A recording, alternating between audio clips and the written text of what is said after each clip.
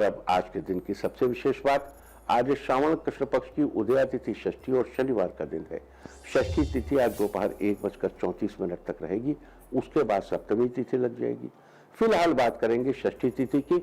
आज रात 8:59 तक शोभन योग रहेगा। इस योग के दौरान की गई यात्रा मंगलमय और सुखद रहती है। साथ ही आज सुबह 5:33 से शुरू होकर कल की सुबह 8:18 तक सारे काम सिद्ध करने वाला रवि योग रहेगा। रवि योग सभी कुयोगों को, अनिष्ट शक्तियों को नष्ट करने की अद्भुत शक्ति रखता है। इस योग के दौरान शुरू किए गए कार्य बिना किसी बाधा के सफल जरूर होते हैं। आज पूरा दिन उत्तराभाद्र नक्षत्र रहेगा।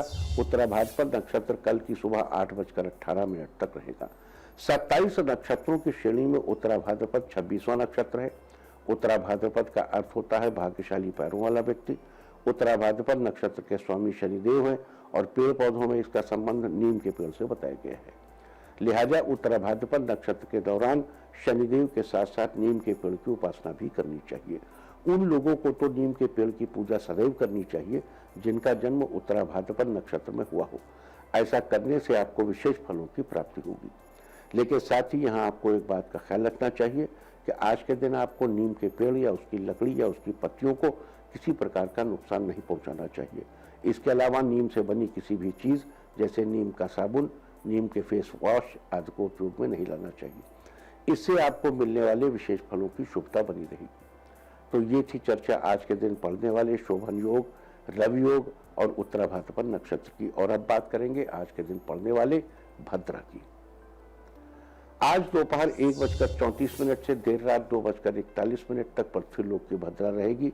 जिस दिन चंद्रमा कुंभ, मीन, कर्क या सिंह राशि में होता है उस दिन पृथ्वीलोक की भद्रा होती है। और आज चंद्रमा मीन राशि में है, लिहाजा आज पृथ्वीलोक की भद्रा है। पृथ्वीलोक की भद्रा के दौरान विवाह संस्कार, मुंडन संस्कार, गृह प्रवेश, यज्ञोपवीत, नया बिजनेस शुरू करना, किसी शुभ कार्य के लिए यात्रा, त्योहार आदि के समय किए जाने वाले रीति रिवाज आदि नहीं करने चाहिए। हालांकि कुछ ऐसे काम भी हैं जिन्हें भद्रा के दौरान करने से बड़ा अच्छा रिजल्ट आता है। किसी पर मुकदमा कायम करने के लिए, दुश्मन से मुकाबले के लिए, राजनीतिक कार्य के लिए, सीमा पर युद्ध के लिए, ऑपरेशन के लिए, अग्नि से संबंधित कार्य, किसी भी तरह के वाद विवाद के लिए, शस्त्र आदि के प्रयोग के लिए, पशु संबंधी कार्यों के लिए, वाहन खरीदने के लिए, दाम्पत्य संबंधों की ऊष्मा को बनाए रखने के लिए और तंत्र मंत्र के प्रयोग के लिए भद्रा बड़ी ही प्रशस्त मानी जाती है। तो ये थी चर्चा आज के दिन पड़ने वाली भद्रा की। और अब चर्चा करेंगे आज शनिवार के दिन और उत्तराभाद्रपद नक्षत्र के संयोग में किए जाने वाले खास उपायों की। आज का दिन इसलिए भी खास है क्योंकि आज शनिवार के दिन उत्तराभाद्रपद नक्षत्र पड़ रहा है।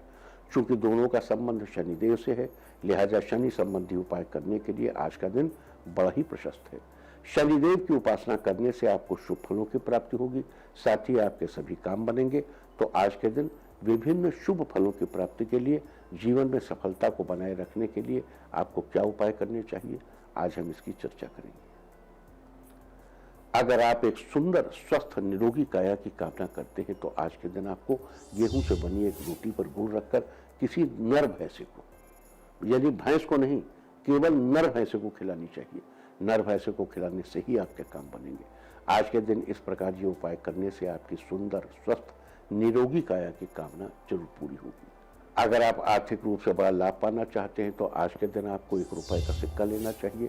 अब उस सिक्के पर सरसों के तेल से एक बिंदु लगाइए और शनि मंदिर में रखाइए। साथ ही शनिदेव को नमस्कार करके उनके अनुग्रह की कामना भी करिए।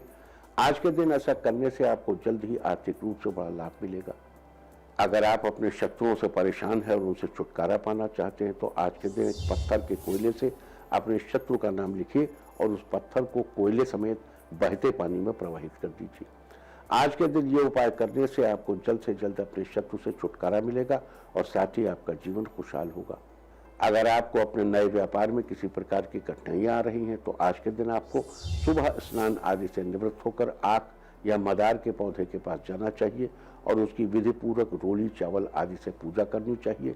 आज के दिन ऐसा करने से आपके नए व्यापार में जो भी कठिनाइयां आ रही हैं उनसे आपको जल्द ही निजात मिलेगी। अगर आप अपने कार्यों की सफलता को बनाए रखना चाहते हैं तो इसके लिए आज के दिन आपको सुबह उठकर सबसे पहले स्नान आदि से निवृत्त होना चाहिए। उसके बाद नीम के पेड़ के पास जाकर उसे प्रणाम करना चाहिए, साथ ही उसकी जड़ में जल चढ़ाना चाहिए।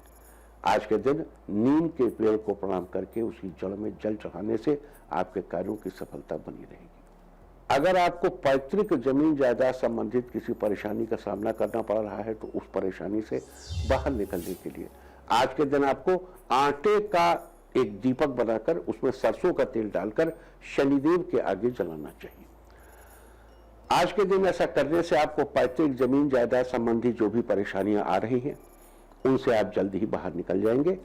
और अगर उच्चाधिकारियों से आपके संबंध ज्यादा ठीक नहीं और उनसे अपने संबंध मधुर बनाए रखने के लिए आज के दिन आपको किसी लोहार को कुछ गिफ्ट करना चाहिए। लोहार को, अगर आप बड़े शहर में रहते हैं और आपको लोहार नहीं मिलता तो किसी हार्डवेयर व किसी कोयले हार्डवेयर की शॉप वाले को या किसी कोयले के व्यापारी को कुछ गिफ्ट कर दीजिए।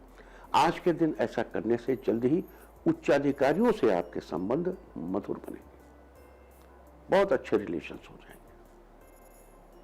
और अब बात कोर्ट केस की, अगर आप बहुत दिनों से किसी कोर्ट केस में उलझे हैं और आपको सही न्याय नहीं मिल पा रहा है तो न्याय पाने के लिए आज के दिन आपको थोड़े से काले तिल नीम के पेड़ के नीचे उसकी जड़ में थोड़ी सी मिट्टी खोदकर उसमें तिल दबा दीजिए नीचे ऊपर से मिट्टी। आज के दिन ये उपाय करने से आपको जल्दी ही उचित न्याय मिलेगा और कोर्ट केस की उलझनों से छुटकारा मिलेगा। अगर आपको किसी सरकारी दफ्तर में कोई अर्जी डालनी है और आपको उससे संबंधित कार्यों में परेशानी आ रही है तो इस परेशानी से छुटकारा पाने के लिए आज के दिन आपको शनि स्तोत्र का पाठ करना चाहिए। आज के दिन आप किसी भी वक्त शनि स्तोत्र का पाठ कर सकते हैं, लेकिन ध्यान रहे कि पाठ करते समय अपना मुंह पश्चिम दिशा की ओर रखना है क्योंकि पश्चिम दिशा शनि की दिशा है। इस प्रकार आज के दिन शनि स्तोत्र का पाठ करने से आपको सरकारी दफ्तर में अर्जी डालने में जो भी परेशानी आ रही है उससे आपको जल्द ही छुटकारा मिलेगा। अगर आपके वैवाहिक जीवन में किसी प्रकार की परेशानी आ रही है तो उस परेशानी से छुटकारा पाने के लिए आज के दिन आपको काला सुरमा लेकर घर से कहीं दूर वीराने में जाकर उस काले सुरमे को दबाना चाहिए। आज के दिन ऐसा करने से आपके वैवाहिक जीवन में जो भी परेशानियां आ रही हैं उनसे आपको जल्द ही छुटकारा मिलेगा।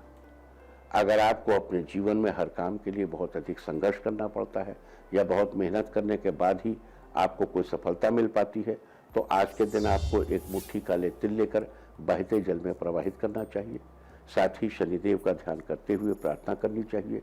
आज के दिन आपको ये उपाय करने से उचित मेहनत के मुताबिक उचित फल अवश्य प्राप्त होगा। और अब बात यश पताका की। अगर आप समाज में यश और सम्मान पाना चाहते हैं तो इसके लिए आज के दिन आपको सुबह स्नान आदि के बाद शनिदेव के तंत्रोक्त मंत्र का जप करना चाहिए। शनिदेव का तंत्रोक्त मंत्र इस प्रकार है, ओम प्रांग प्रींग प्रौंग स शनेश्चराय नमः। आज के दिन आपको इस मंत्र का 51 बार जप करना चाहिए। ओम प्रांग प्रींग प्रौंग स शनेश्चराय नमः। आज के दिन शनिदेव की इस मंत्र का जाप करने से समाज में आपको यश और सम्मान की प्राप्ति होगी। तो ये सारी चर्चा थी आज उत्तरा भाद्रपद नक्षत्र के बारे में। उत्तरा भाद्रपद नक्षत्र के दौरान शुभ फलों की प्राप्ति के लिए विभिन्न राशि वालों को क्या उपाय करने चाहिए, आज हमने इसकी चर्चा की है। उम्मीद है कि आप इस चर्चा का फायदा जरूर उठाएंगे। और इसके पहले कि हम आगे बढ़ें, आपको एक चीज याद दिला दूं कि हमने आपको मई के महीने में कहा था, उसके पहले अप्रैल में कहा था कि ये जो कोरोना नाम का वायरस है इसका नेचर डायलेक्टिकल है, द्वंद्वात्मक है। यानी आप इसको अगर यूं देखें कि थीसिस एंटीथीसिस सिंथेसिस, एक विचार या एक फॉर्म होता है उसको थीसिस कहते हैं। कुछ दिन बाद उसका ठीक विपरीत विचार या फॉर्म आ जाता है, उसको एंटीथीसिस कहते हैं। और थीसिस की अपनी कमियां होती हैं जिसकी वजह से एंटीथीसिस फॉर्म होती है। एंटीथीसिस की अपनी कमियां होती हैं तो दोनों की कमियों को हटाकर दोनों की अच्छाइयों को मिलाकर सिंथेसिस क्रिएट होती है। सिंथेसिस कुछ समय तक सिंथेसिस रहती है, उसके बाद वो अपने आप में एक थीसिस बन जाती है। तो अब इस कोरोना नाम के वायरस की एंटीथीसिस का समय करीब पिछले 15 दिन पहले से चल रहा है धीरे धीरे। हम ये आपको पहले बता चुके हैं, एक बार फिर आपको याद दिला दें कि अब जैसे जब आधा नक्षत्र में राहु था तो उसकी इंफेसिस गले पर थी। आधा नक्षत्र का बिंबांकन भगवान शंकर के नीलकंठ से किया जाता है। अब वो गले से नीचे उतर रहा है और वो नीचे होते होते जमींदोज होने वाला है, उसकी गति भूमि की ओर है। जब 23 सितंबर को राहु जमीन में चला, पृथ्वी तत्व की राशि वृष में चला जाएगा, तो ये संपूर्णतः जमीन दोष हो जाएगा। तो अब ये कोरोना वायरस गले से उतरकर पेट में आ गया है। अब ये और नीचे जाएगा और धीरे से जमीन में चला जाएगा। तो कोरोना की इस गति को ध्यान देना होगा, वैज्ञानिकों को ध्यान देना होगा, हम सबको समझना होगा।